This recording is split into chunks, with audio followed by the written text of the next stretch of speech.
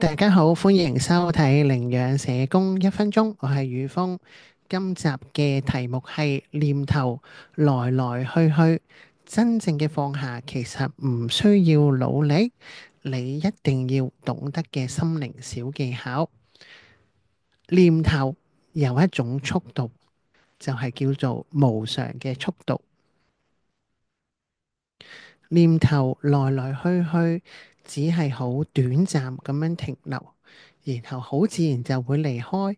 其實唔需要好用力或者好刻意咁樣去放下。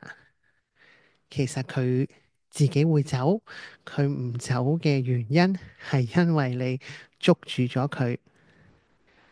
就好似有一位朋友嚟探你，其實你唔係好中意佢嘅，但係你就勉強留低咗呢一位朋友。留低佢之後，就好想盡快請佢離開。然後當朋友離開咗之後，你就鬆咗一口氣。啊，我終於解脫啦！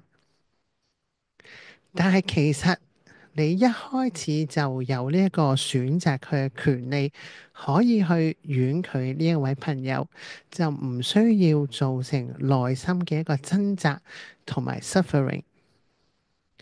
念頭就好似客人一樣，當你唔留住佢嘅時候，其實佢就會自己離開㗎喇。多謝你收睇領養社工1分鐘呢個 YouTube channel。如果你對我哋嘅資訊有興趣，邀請你免費訂閱我哋呢個頻道，期待喺下一集再同大家分享。拜拜。